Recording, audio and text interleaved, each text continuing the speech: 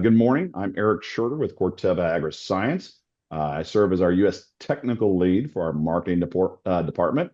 It's my pleasure to be your moderator today as we start talking about with our local experts. I'll introduce in just a minute the countdown to planting. It's hard to believe we just finished up a crop, but we're about 120 days away from starting again.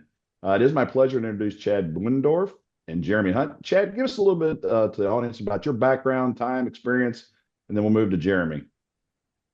Morning, everyone. My name is Chad Buendorf. I'm the field marketing manager for Corteva. I'm based in southern Minnesota is where I work. I support the Minnesota Crop Protection District and work with our U.S. marketing team. Prior to this role, I was a territory manager for Corteva the previous 9 years.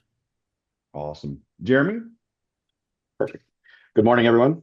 Jeremy Hunt, Crop Protection Territory Manager in Eastern Wisconsin.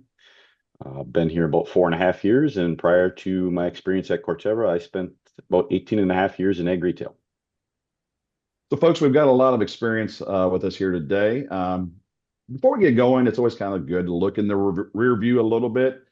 Chad, Jeremy, tell us, audience, a little bit about what you saw in 2025. I know as we're going to talk through some of the things to think about in 2026, but let's kind of recap 2025. Chad, would you like to start? Yeah, so as you think about 2025 and what did we learn from the past growing season, I really think you have to rewind even a little bit further to 2024 and think about what your crop year was like in 2024. And if you go back to, I live, like I mentioned, in southern Minnesota. And if you look at, I live just west of Interstate 35, about 25 miles from the Iowa border. And if you take I-35 and you go take that area, there was excessive rainfall across that geography. And other parts of the U.S. also experienced excessive rainfall. Some parts every year see some drought.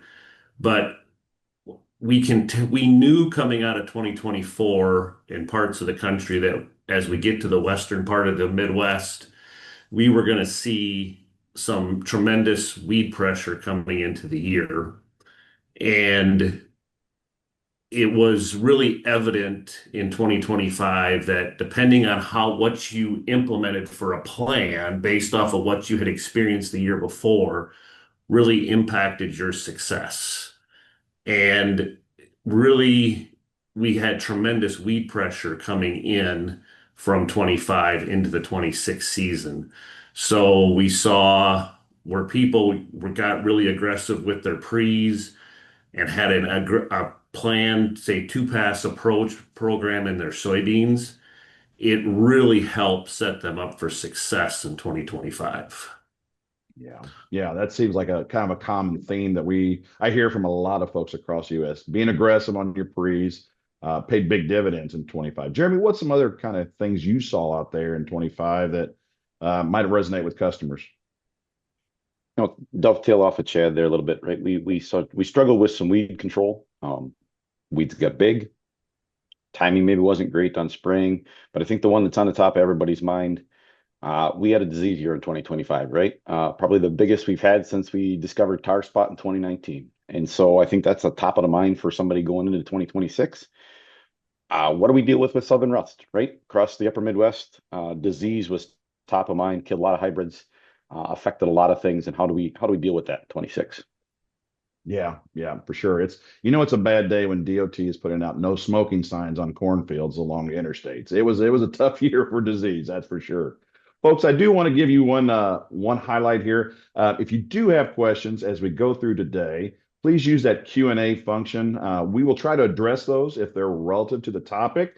If I see a question that I know is on a topic that either Chad or Jeremy's going to be talking about, I'll probably hold it a little bit. But as we just all came back from Thanksgiving, Chad, we always said if we can get anhydrous all the way to Thanksgiving, it's a pretty good year. Anything above that, hey, that just depends on the year. We're probably knocked out, but why is it so important to think about stabilization, not just in the fall, but the spring? Kind of walk our audience through some of that and why it's so important, especially in these economic times.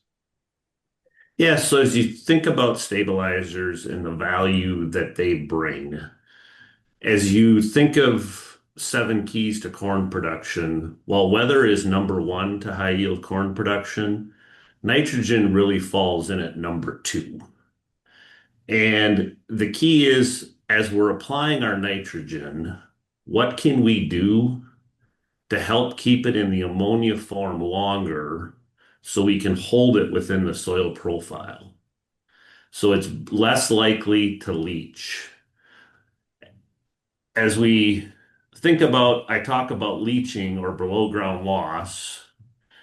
The reason that's so important is 30% of our nitrogen is lost from above ground volatilization or gassing off, but up to 70% of it is actually lost below ground, where the nitrogen converts from ammonia to nitrate and it leaches through the soil profile when we get excessive rains. And sometimes our nitrogen can become out of reach for our corn roots.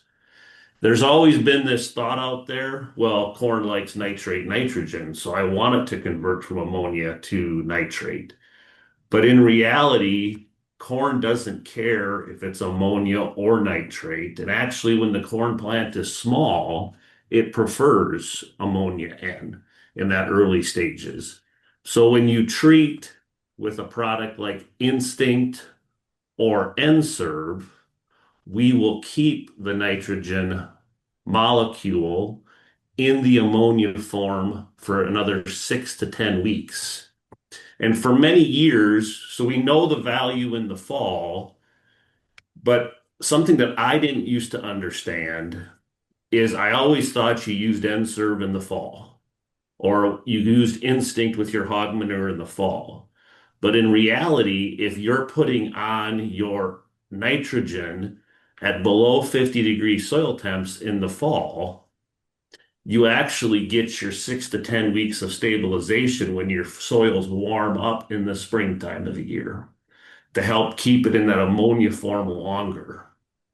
And that is extremely valuable because the springs from April 1st through May can be very wet and saturated at times. And whenever we're saturated in mid-May, that fall Enserve is really working, or Instinct is working for us in the springtime and keeping it in that ammonia form, which makes it less susceptible to loss. But that being said, that makes that nitrogen or that Enserve or Instinct application in the spring equally as valuable because it immediately goes to work on the nitrous amonis bacteria to help keep our N in the ammonia form for that 6 to 10 week window in the springtime, really getting us to where the corn plant is going to start its uptake process. And now that nitrogen is in the root zone.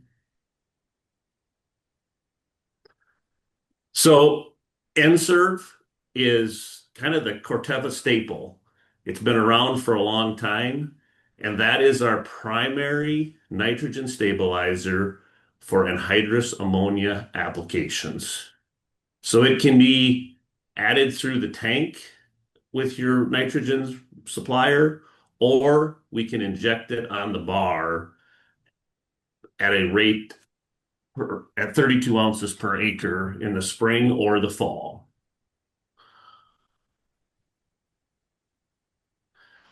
For Instinct Next Gen, we can impregnate urea and our herbicide on a pre-emerge pass. We can add it with UAN with a herbicide pass at planting, prior to planting, at planting, or even with a side dress. And then the other place we use Instinct is with liquid manure. And with liquid manure, you have a few options. You can inject it at the tank during the application window, or one thing we're doing more of today is we're treating the pits. So you can actually add manure into your lagoon if it's a dairy operation, or into your hog pits. Our family farms in southern Minnesota, we actually treat all of our pits today. And one of the things we do is we add the manure at night when we finish a pit, and then we'll agitate through the night to make sure we get a good mixture within that pit when we start application the next morning. So what do we see for results the last couple of years with fall applied N-Serve with anhydrous ammonia? So as we look across the field, the untreated checks were about 234 an acre as we pulled all the data. Some of the competitive nitrogen stabilizers were about 245, and with N-Serve, we were 252. We have really seen some significant gains with N-Serve and Instinct the last couple of years, but think about the environments. Last year, we stayed warm a little bit longer in the fall, but both in 24 and 25, we had some excessive rainfall that once we converted from ammonia N to nitrate N, we started to leach through the profile. Spring applied with Instinct and N-Serve, we've seen about a 10 bushel increase the last 2 years by stabilizing our nitrogen. And we're also seeing some pretty good responses at side dress applications. We've picked up about 4 bushel an acre on side dress. So as we think about it, Corteva has been the leader in keeping nitrogen in the ammonia form longer for the corn plant. And we have 2 products that we can utilize for all of your nitrogen sources with both N-Serve and Instinct.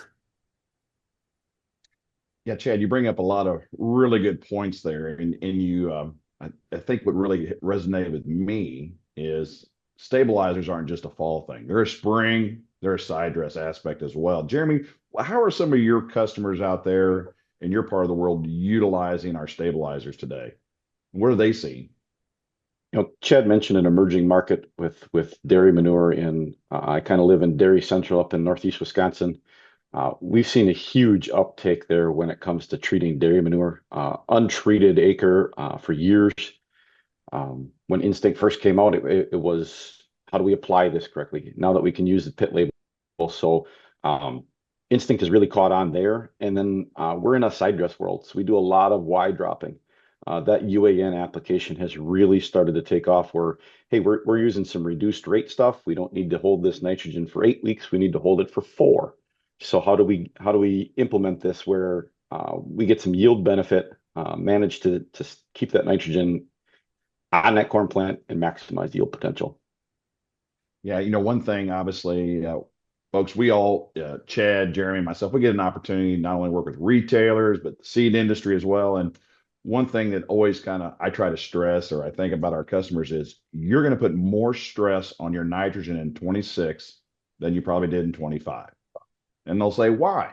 Well, you think of all the great things you're doing out there from an agronomic perspective, higher yield potential, better NUE, you're not wasting as much nitrogen. That means every pound of nitrogen is really, really more important in 26 than it was in 25 versus 24 versus 23. So that's one of the reasons why you're seeing these yield gains, especially in these more stressful years, I think, really show up. And it's a real testament to what we developed over 50 years ago. Even though N-Serve is 50 years old this year, it's still the gold standard, which everybody measures everything to. So great points there, both of you.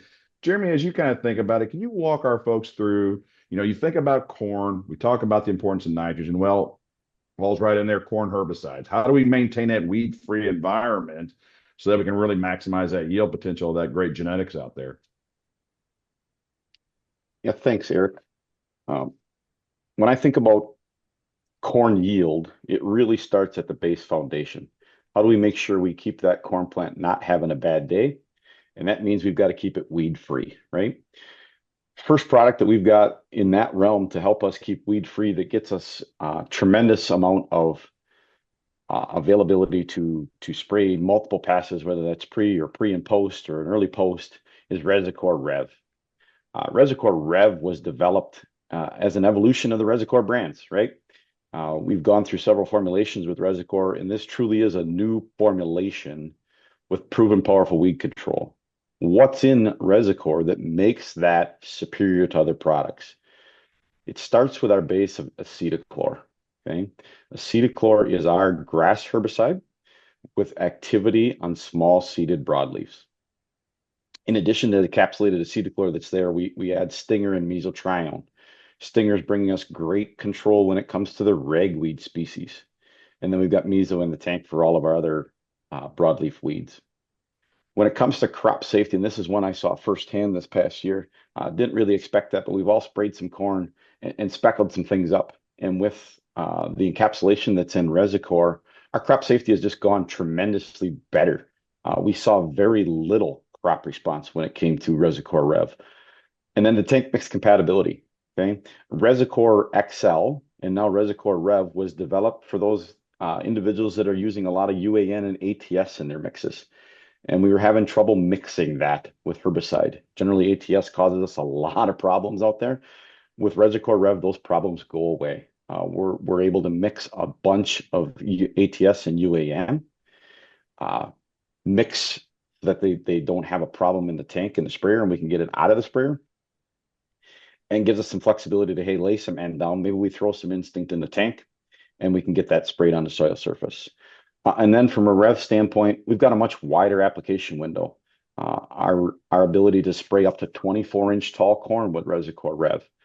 So now we've got a flexible window where I start spraying before that corn plant has emerged, and I can spray all the way up to 24-inch tall corn. Another product that's similar to Resicore Rev, but kind of fits a little bit different portfolio here, maybe a little different mentality of how I'm going to spray is Chiro. Okay, very similar to Resicore Rev in that it is encapsulated acetochlor and stinger, but we swap out a component of the HPPDs and take away mesotrione and add topramazone.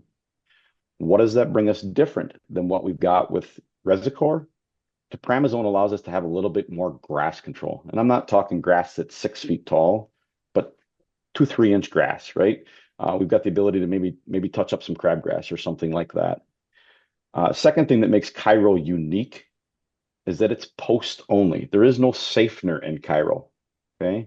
So this allows us to have a flexible option post, giving a good dose of chemistry, but not have to worry about, hey, I've got to carry 2 products in the tank. If I'm in a post market, this is my one that I can run with here. Built on that platform, same as encapsulated acetochlor for crop safety standpoint. We don't have to worry about smacking up corn or taking down injury there. And then we've also got 24-inch corn label here also. Chiro provides tremendous flexibility when it comes to being able to apply this post-emerge. I recommend in my world, for anybody that can, mixing with atrazine makes this a lot better. There's pretty known status out there that, hey, mixing atrazine with the HPPDs makes them synergize and we get better weed control. So if you can, I would recommend adding some atrazine to Chiro just to shine that control up a little bit.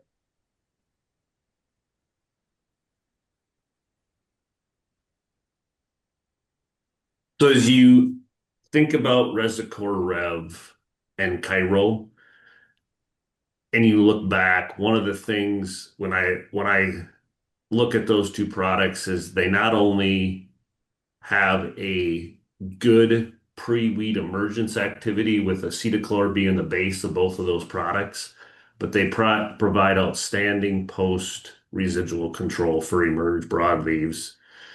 And when I look at our soybean weed control system, where I get excited is people that have a 2-plan post pass in corn today. As our weed spectrum is diversifying, we're having a difficult time in both crops controlling weeds that are post-emerge. Now, when we think about that, if there is an individual weed that's emerged in the field, we have very good success knocking that out. But when we have carpets of weeds and we're going in with the sprayer, we struggle to get coverage on everything in those thicker, denser areas. And so, like a 2-plan post plan in corn, one of our pre's, or even it could be Keystone Surpass full time, followed by Resicore Rev or Chiro, or it can even be Resicore Rev pre, followed by Chiro post. But the key there is the group 15, that is the acetochlor component that is in Cairo and Resicore REV. When you start with that in corn, you give yourself a much better chance for success in soybeans. I love this photo. When you take across and look and there is nothing sticking out of the soybean field, but that is getting harder and harder to achieve today in soybeans. So how do we get there? I really say it starts with your corn program. Make sure you are including a group 15 pre-emergence in your post-application in corn, which you may say, well, my fields were clean enough without it last year, but the goal is to reduce the pressure, not that maybe affected your yield in corn, but to reduce the pressure you carry into soybeans the following year. So as we do that, I'm going to highlight a couple products in our soybean system to start pre. One of them is our new product, Sonic Boom. And Sonic Boom has two effective modes of action on small seeded broadleaves like water hemp and Palmer amaranth. Start with the pre and keep that field clean, and this will help you do this. You can get some long-lasting residual control, 4 to 6 weeks. As we're planting soybeans earlier, that longer residual control becomes that much more important to get us to when we get to our post-application windows. It's also convenient to use. It's easy to mix with your carrier, your water carrier in your soybean production. This is sulfofentrazone plus metribuzin, but this is a co-crystal formulation of metribuzin that we see reduced crop injury at emergence with Sonic Boom in this combination of products. Another option that is probably my favorite in our lineup today is Kyber Pro. This to me sets the stage pre-emergence in soybeans. This can be applied up to 30 days prior to planting or 3 days after planting. The key with this is once that we've seen that soil line start to crack and hypocotyls are entering the surface, we got to be done. So you have about 3 days after planting to get this product applied. It's got 3 proven modes of action. It's got flumioxin,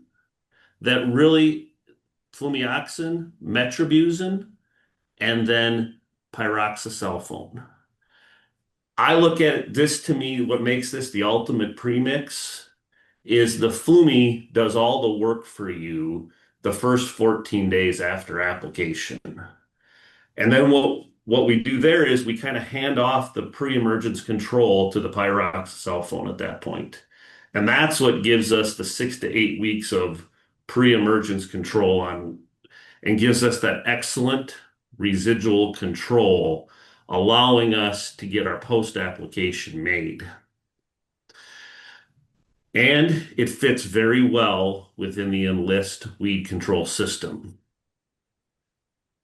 The perfect partner for Kyber Pro, if you're dealing with water hemp issues in your fields or some of those small seeded broadleaves, I feel Enversa becomes, it's good behind Sonic and Sonic Boom. It's also can be outstanding behind Kyber Pro. The reason I get so excited with Enversa following Kyber Pro is we know we have a long residual period with the Kyber Pro, and we can get the Enversa out there before we've lost the residual activity in the Kyber Pro, and we have a chance for the capsules to crack, get moisture to activate, and then really that is truly overlapping the residual. Before the one is out of gas, we've started the process of additional weed control from the pre-emerge residual herbicide. Kyber Pro is a novel formulation. So this is it's a first for Corteva as far as in the soybean market. and this is a new encapsulation of acetochlor. It's got effective weed control, good versatility and tank mix ability, and outstanding crop safety. So what we have seen with Enversa, and once again, that encapsulated acetochlor, we can get really aggressive in the Enlist tank mix with our adjuvants, but with the encapsulated acetochlor, where the molecule can roll off the leaf, we see a reduction in the amount of speckling or leaf burn with Enversa herbicide. So as you look at the soybean application timing, we have, I can't emphasize enough in soybean weed control the importance of pre's and keeping multiple mode of actions in your plans for controlling weeds in soybeans today. We then can follow with Enlist 1, Enversa, and a glufosinate application for those post-emerge weeds.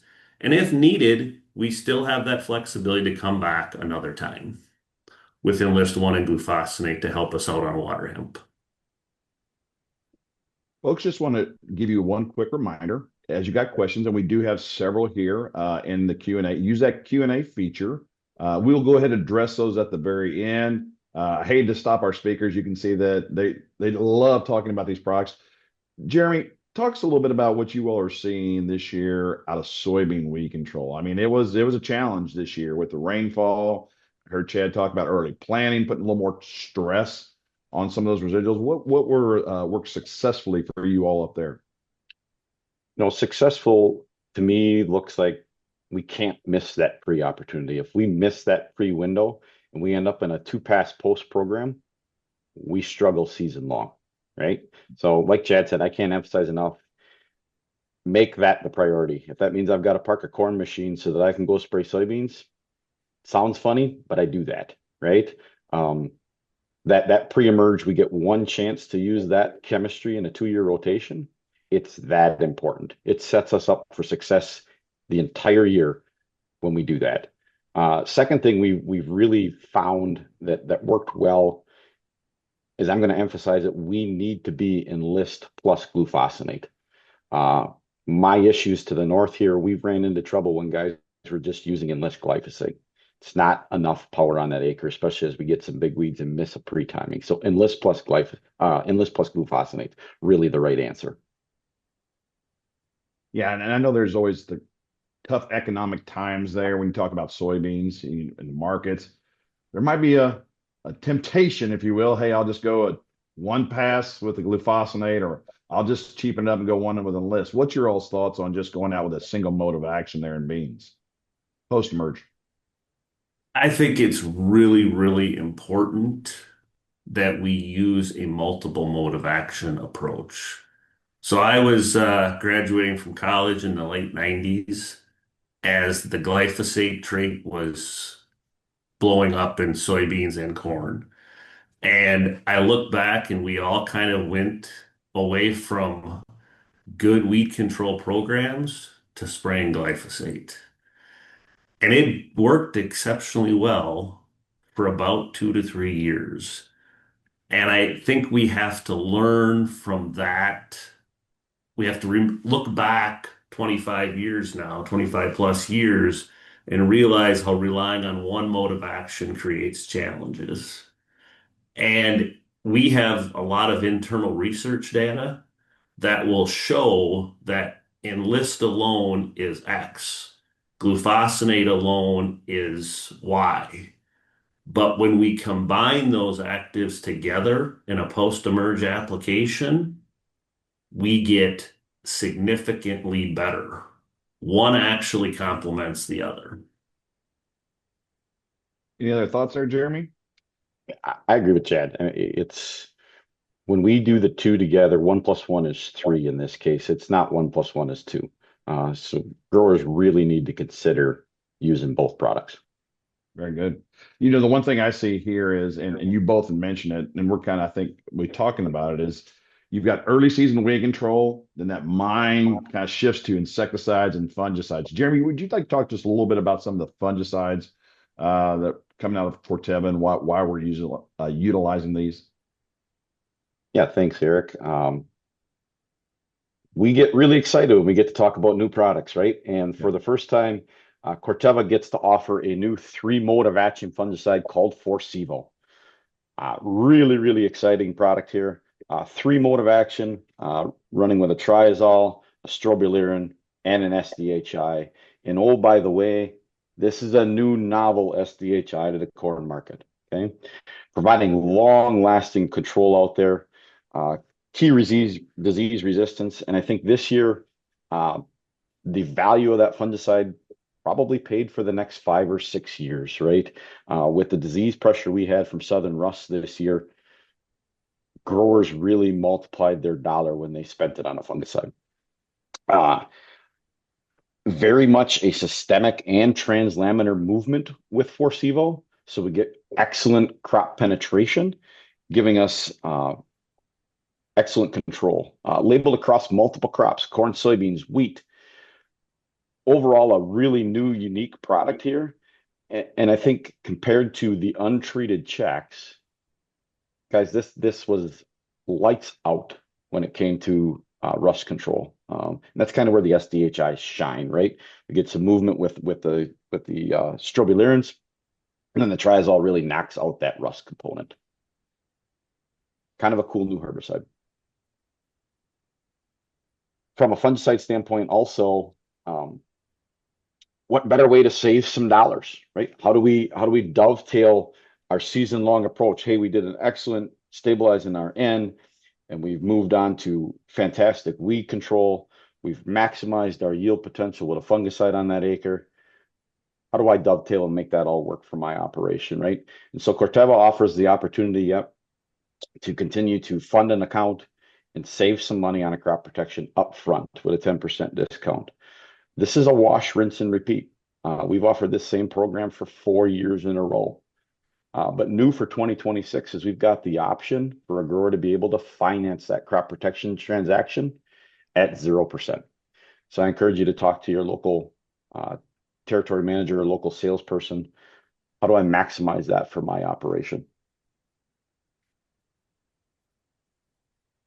Folks, I know we could talk for any one of these products for an hour. I've heard Chad and Jeremy both talk for an hour on one product. They're a wealth of knowledge. We tried to give you a very high level highlight today. Please, if you've got questions, and we've got several in there we're going to address, and we'll try to make sure that we get you out and thinking for the upcoming year in a positive way. So let's kind of step back here a little bit, back to the very beginning. We talked about some stabilizers, guys. And one of the questions there, we talked about manure. We've talked about urea and hydrous instinct or Inserv on those. One came up on poultry litter. Can instinct be used in poultry litter or chicken litter? And if you can, how would you do that? Because that's definitely a different form of fertilizer than what we're typically. Chad, how would you kind of do that if you got any experience with that or not? So the biggest problem or the challenge with chicken litter or poultry litter is going to be, in a lot of cases, it's piled in the field prior to application or a dry spread. And so we would struggle to impregnate chicken or turkey litter because there's no way of really mixing it in and getting a homogenized uniform mixture of instinct in that dry product like that. The product is going to dry so fast that would be a challenge. One thing we're starting to look at that would be a potential option for that would be you could make a water and instinct application right ahead, like the day before or the day of, as you're going to start the dry spreading. So you would actually make that, lay it on the surface, because we're not actually treating the manure in this case or the poultry litter.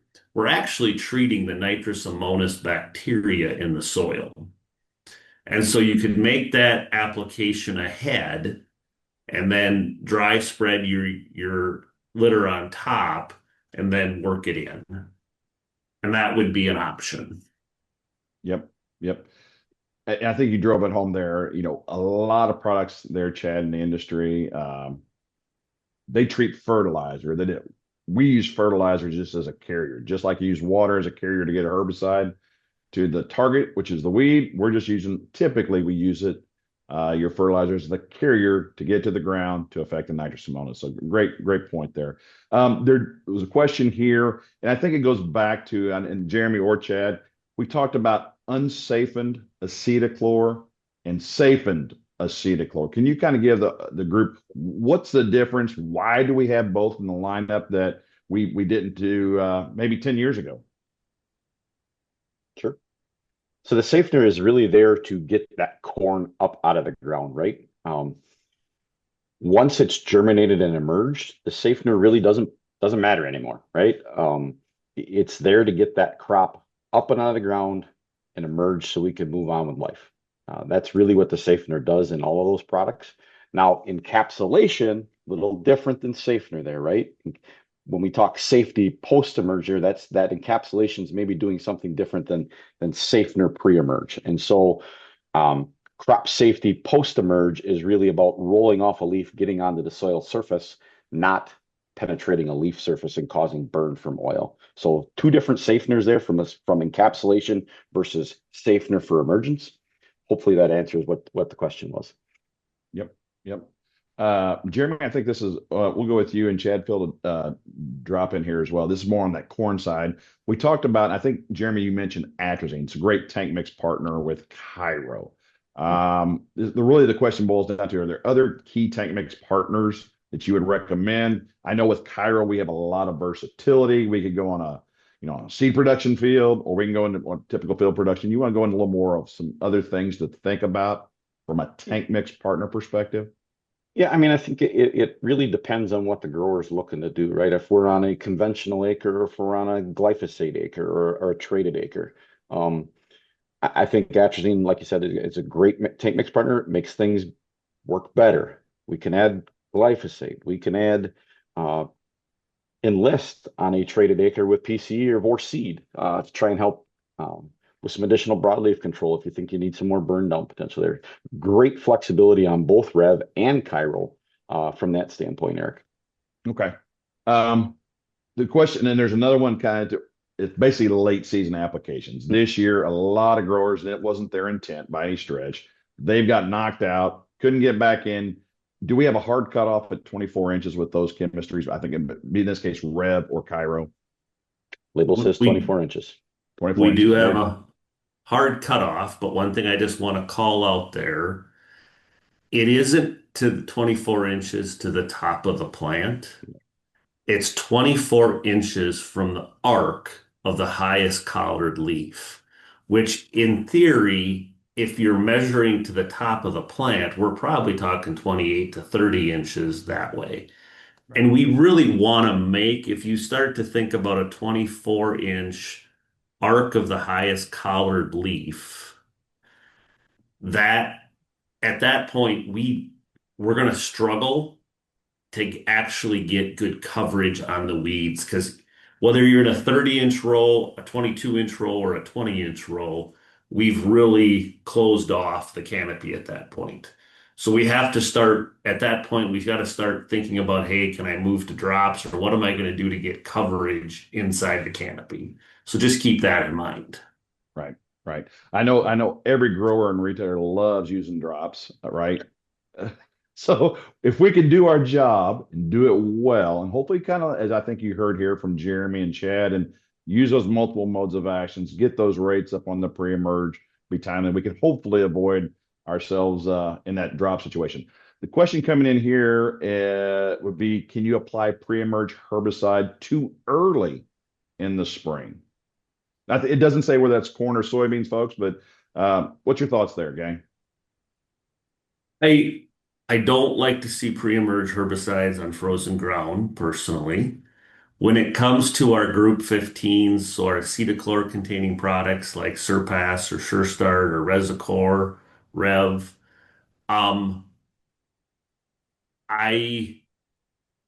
would say that a couple weeks is fine.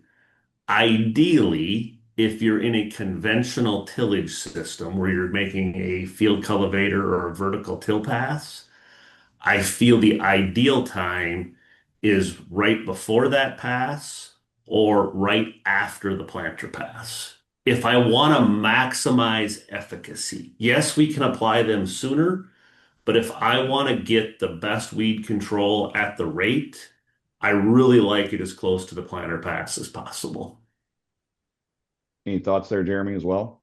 Yeah, something to think about, right? If I go really early and I'm 3 weeks ahead of my planting pass, now I'm 3 weeks on the backside that I don't have that residual working for me while that crop is out there growing, right? So think about it as a timing from, hey, this is my residual pass, whether I'm laying this back with a second pass or not. If I go earlier in the season, that's really shaving days off that crop is out there actually growing. Right, right. And folks, I think what you're hearing out of Chad and Jeremy is we're trying to find that happy balance between the real world, the data, and the ideal situation. There is never a perfect scenario in a given year. The other thing is if you know you are because the weather's broke and you just got to get out there a couple of weeks, consult your local retailer, talk to your local rep. We might be able to increase that rate, give you another, try to get that rate a little higher so you get a little more residual out of it to kind of compensate for that week to 2 weeks that you heard out Chad here and Jeremy talk about. Question came up here, and it's kind of a long one, but I'll paraphrase. So we talked about enlist and liberty, okay, and using two modes of action. The question is, should we utilize them separately or put them in the tank because one is more of a burner, one is systemic? What's your thoughts there, gang? So I'll go first. I really like Enlist and Liberty together. That is my preferred. And I look, what we've seen is Enlist, Liberty is the burner. Enlist is a growth regulator that causes the plant to grow faster than it can actually handle, and then it twists and kills itself. And what we see when we put them together is I think that increased growth uptake of the enlist or speeding up the plant's process actually helps with pulling the glufosinate in and killing the plant actually quicker. And so I do believe they are much better together than if we would separate them. Jeremy, thoughts there? I agree with Chad. I can see there may be one or two instances, and we don't need to go into them on this call where, hey, I would use one versus the other, but 99% of the time, the two together are better. And he's right. Especially as we start getting weeds that are bigger than that 3 and 4 inch size that we're really trying to target, we need both in the tank. Each one makes up for the other's shortcomings. Yeah, and folks, and one of the things from a marketing perspective, because I've had the pleasure of working with Enlist for over almost 18 years now. We've always been multiple modes of action, and the reason for that, whether that's if glyphosate is still working for you, great. If it's glufosinate, but what we're trying to do not only is preserve the Enlist technology, but we're also trying to preserve the glufosinate technology, the other technologies out there, because as you all are well aware, it takes quite a bit of time for us or even our competitors to bring new products to the market, new traits to the market, yet we still need to farm. So trying to preserve those technologies is important. Another question here is, I think it really stems from the 2026 year. I think, let's see, Jeremy, you talked about, I think Chad, you both talked about it as well. We had a lot of disease pressure this year. We saw 2-pass programs. I've even heard a few 3-pass programs out there. Kind of crazy amount of disease. But when you think towards 2026, we know economics is going to drive that. Looking for ways to cut costs there. What data do we have on a 2-pass program versus a 1-pass program? And is there an advantage over one or the other? I'll touch on that one a little bit because I think that slightly a loaded question, right? We've got some data in the background here. We've got a new fungicide timing tool that says, hey, maybe our timing isn't exactly what a grower talks about is the right time. Maybe my gut is right over a computer program. I don't know the answer to that. And so I think I think the one pass, two pass debate is still, verdict is out. I really don't know that we know the answer there yet. But we've got a lot of data to collect and help finalize that decision making. And so to answer the question, it depends. I guess I know that's a very agronomist like question. It depends, but that's where I'm going to go with it. Chad, any input? Jay, I think where it really comes at, if we know we're going to be using a fungicide here, would it be better just to go ahead and, and I always say bring a sledgehammer, give you really good control, and then come back with maybe a two mode of action product, use a three-way maybe up front, followed by a two-way to help on the economics. You can still always, if disease isn't, let's kind of go back to the basics. If you don't have a disease, you don't have a host or the right environment, you won't have a lot of disease pressure.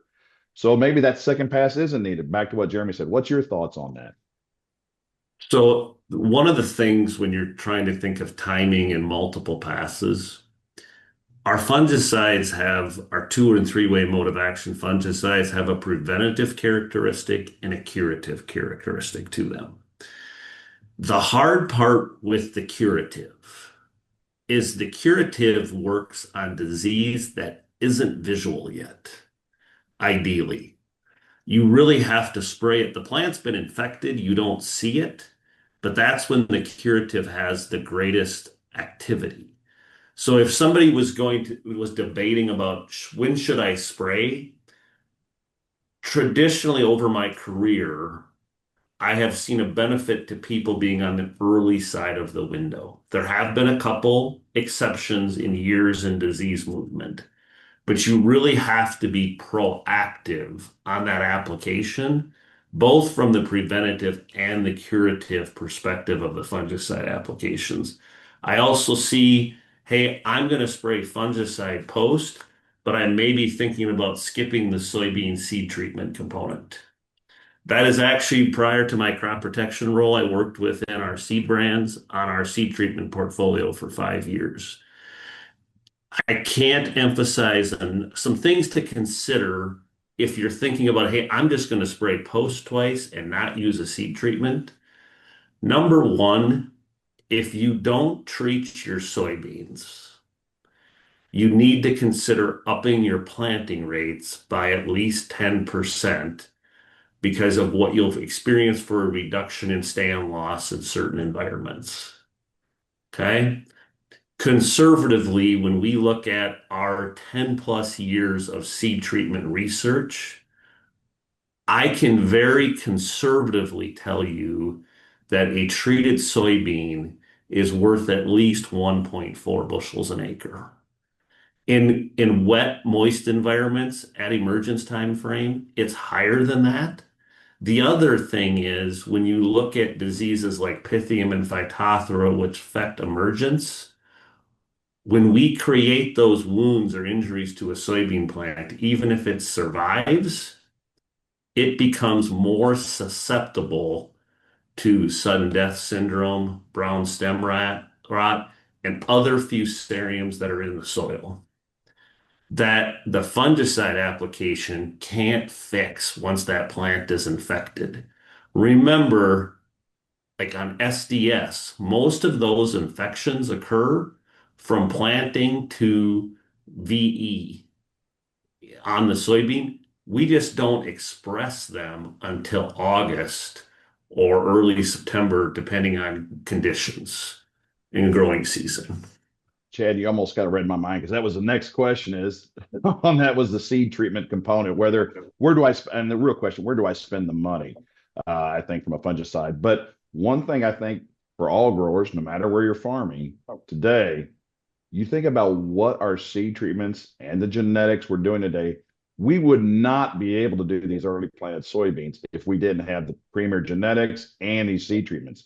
The old adage is you got to really start early to replant on time. And that's what it used to be. We would start really early and we'd hit the normal window the second time. We don't have those stand losses like we used to. Great question there. Now, the next one, and feel free here, does Resicore need to be incorporated pre-emerge and also can it be mixed with 32%? And you might want to tell the difference between Rev and Resicore because I know they're both out in the channel today. So, So Eric, was a question on Rev or on Resicore? I'm sorry, I missed It that. just said Resicore, but I think Oh, the question really, knowing that we do have sure. Resicore in the channel, we have Rev in the channel. Do we need to incorporate them pre-emerge, and can it be used with 32? Okay. Both can be mixed with 32. I would say Rev is optimized to be mixed with 32 and ATS better than Resicore brands were. But Resicore did it all the time, worked fine. We can get a little snot on some filters once in a while, but it worked okay. From an incorporation standpoint, neither product needs to be incorporated. In fact, in my world, we leave a whole bunch of Resicore lay on top for a long, long time. Um, if you are going to incorporate, I've always told guys, just make sure it's shallow enough. Cover up your wheel tracks is all the deeper we need to be, because if we move that herbicide too deep in the soil profile, you're going to be disappointed. Yeah. Yeah. And I think there's a big difference too, just in general, Jeremy and Chad, what's your thoughts? But, we used to talk about incorporations back in the day with Treflan and some of the DNAs that we had to for certain reasons. But boy, as big as this equipment's gotten, and the fact that most growers want to go 10-mile-an-hour across the field, you can bury a herbicide real quick, can't you? yeah, in most cases, when we incorporate, most years, not every year, we incorporate too deep, and the herbicide that we lay on top outperforms. There might be that 1 year out of 10 where we just don't get the rainfall after planting, where a shallow incorporation will outperform. But if I had to play the odds or the percentages, I really like laying UAN and Resicore on top. Just remember, if you're going to use ATS with your UAN, and that mixture is going to be over 10% ATS to UAN. So if you're doing 10 gallons an acre, 1 gallon of ATS, 9 gallons of UAN, if you get beyond that, the 20, 30% ATS, make sure that you're moving to Resicore Rev at that point, because that formulation will be much more solid. Yeah.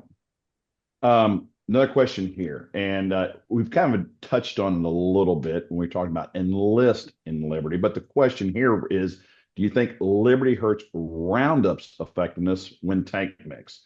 Does Liberty burn that leaf surface too quick and not get the Roundup in? What's your all's kind of observations out there? Maybe on that Roundup Ready flex acre out in the countryside, that's probably where that combination would be more apt to be utilized. What's your thoughts there? So I look at that mix as primarily being targeted towards grasses. Liberty can be a little weaker on some of our grass species. And so we're adding the glyphosate to really clean up the grass. Liberty's going to have to do the broadleaf work where glyphosate doesn't have as much efficacy on grasses anymore. Or on broadleaves, glyphosate doesn't have as good an efficacy on broadleaves anymore. And so, no, I don't think you burn it too fast when you've had them tank mixed. I've actually seen that combination work okay together. Just keep in mind for that non-enlist acre, that's probably the best post-mix combo you have. For the enlist acre, if there's grass, broadleaf, and all the pressure, there are times I would consider adding all three into a tank mix on the E3 acre. Yeah. Yeah, I think where that some of what we talk about here is classification, and we kind of lump products into a bucket. Liberty, technically, we would call it, it's a burner, but it's not a paraquat. It's not a Cobra. It's not a Flex Star or a Reflex. All those that we can consider traditional burners. So that's why we have not been, and I know I've seen some of the research folks out there as well, that even though we call it a burner, you're not getting some of that antagonistic uptake to where it's very detrimental. We're getting near the top of the hour. I think we've been through all the questions here today. This was our third and final webinar for 2025.